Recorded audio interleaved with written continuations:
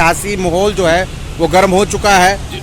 बिल्कुल बिल्कुल, आप पत्रकार मित्रों ने बिल्कुल सही सवाल किया कि जम्मू कश्मीर में चुनाव असेंबली के जो हम जंग जीत करके आए थे सुप्रीम कोर्ट को कि 30 सितंबर से पहले जम्मू कश्मीर को रियासत का दर्जा वापस किया जाए और साथ में जम्मू कश्मीर में असेंबली के चुनाव करवाए जाएं। और इसी सिलसिले में Rajiv Kumar chief election commission of India, जिसे हम दिल्ली में भी फुल बेंच के साथ मिल करके ये मांग करी थी कि जम्मू कश्मीर की कहीं सुनवाई नहीं हो रही 5 अगस्त 2019 के बाद और इसलिए जम्मू कश्मीर में असेंबली के चुनाव करवाए जाएं। और इस सिलसिले में जम्मू कश्मीर में आए हुए हैं और आज बहुत भारी विरोध प्रदर्शन जम्मू कश्मीर के लोगों ने किया है चुनाव आयोग को ये पैगाम पहुंचाने के लिए कि जम्मू कश्मीर में जल्द से जल्द असेंबली के चुनाव करवाए जाएं और तारीखों का ऐलान किया जाए। और साथ में ये भी पैगाम भेजा है कि रियासत के दर्जे के तहत जम्मू कश्मीर में असेंबली के चुनाव करवाए जाएं।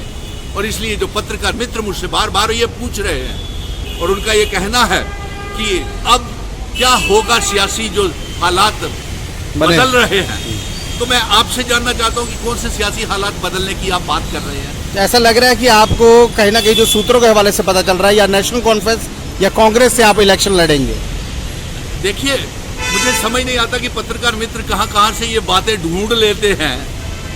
ऐसा कोई प्रपोजल अभी जब आएगा तो सोच विचार करेंगे। हाँ, ये भी पत्रकार मित्र मुझसे पूछ रहे थे कि कल जब आपने मिशन स्टेटहुड ने 5 अगस्त 2019 के बाद जो जंग का ऐलान किया था और तमाम पॉलिटिकल पार्टीज को जम्मू कश्मीर के लोगों को, हर मजहब के लोगों को, हिंदू मुस्लिम सिख ईसाई गुज्जर बकरवाल जिनाब अली पीर पंजाल पहाड़ियों को इकट्ठा किया था और सियासी लीडरों को Congress, national conference, PDP, Kashmir के संगठन, जम्मू के संगठन, मिशन स्टेटहुड ने जम्मू में किए इकट्ठे, सड़कों से लेकर के सुप्रीम कोर्ट तक गए, जिसमें डॉक्टर फारूक अब्दुल्ला, उमर अब्दुल्ला, कांग्रेस, और फिर कांग्रेस खैर सुप्रीम कोर्ट में नहीं गई थी हमारे साथ, आज़ाद भी नहीं गया, अल्ताफ बुखारी भी नहीं गया, सज्जाद लोन भी नहीं गया, ये सिर्फ मिशन स्टेटहुड और मेरे साथ डॉक्टर फारूक अब्दुल्ला साहब भी, हम दिल्ली और तमाम मेंबर पार्लियामेंट्स को भी मिले। यानी कि इसमें कोई कुताही हमारी तरफ से नजर नहीं आई और आगे भी अभी ये संघर्ष जारी रहेगा। ऐसा तो नहीं होगा कि चाणक्य को कहीं ना कहीं इलेक्शन लड़ा दी जाएगी और चाणक्य नीति फिर अपनाई जाएगी किसी पार्टी द्वारा? चाणक्य आप किसे कह रहे हैं? आपको चाणक्य बोल रहे हैं। कौन भाई, नेम बोलिए। सुनील डिम्पल चाणक्य नीति अपनाता है, उसको किसी पार्टी से इलेक्शन लड़वा कर चाणक्य अपने साथ मिलाया जाएगा? नहीं, देखिए ऐसा मैं इस सिलसिले में मैं क्या जाऊं। आप पत्रकार मित्र अपने अपने सूत्र इस्तेमाल करते रहते हैं। आपने पहले ही कह दिया था कि कांग्रेस के साथ नेशनल कॉन्फ्रेंस अलायंस नहीं करेगी, तो वो साबित हो गया।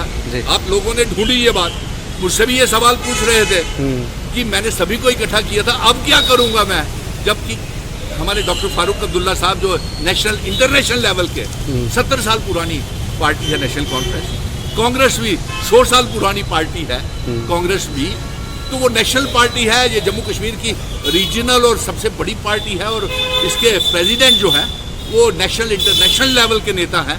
तो उन्होंने कुछ फैसले लिए होंगे। मैं ना तो प्रवक्ता नेशनल कॉन्फ्रेंस का हूँ, ना मैं कांग्रेस का हूँ और ना ही मैं पीडीपी का हूँ। उससे पहले आप पत्रकार मित्रों ने मुझे कहा आप गुपकार के हैं। अरे मैं गुपकार का कभी नहीं था, मैं जम्मू कश्मीर का डोगरा बेटा।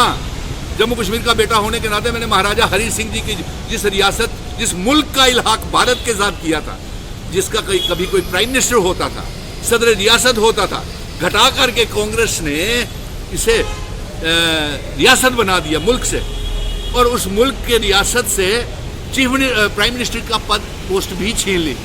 और 5 अगस्त 2019 को भारतीय जनता पार्टी ने इंस्ट्रूमेंट ऑफ असेशन इल्हाक की शर्तें सारी तोड़ दी। और आज हमारे इतना खूबसूरत पुरानी डोगरा रियासत का हाल ये है कि मुल्क से रियासत और रियासत से एलजी और चीफ सेक्रेटरी के हवाले कर दिया और इनकी सारी ताकतें। इसलिए चुनाव आयोग को हमने ये कहा है कि चुनाव की तारीखों का जल्द से जल्द ऐलान किया जाए। नंबर 2, स्टेटहुड के तहत जो हमने जंग लड़ी है और ये स्टेटहुड के तहत होनी चाहिए चुनाव। अब प्रधानमंत्री जी ये खुद तस्लीम कर रहे हैं।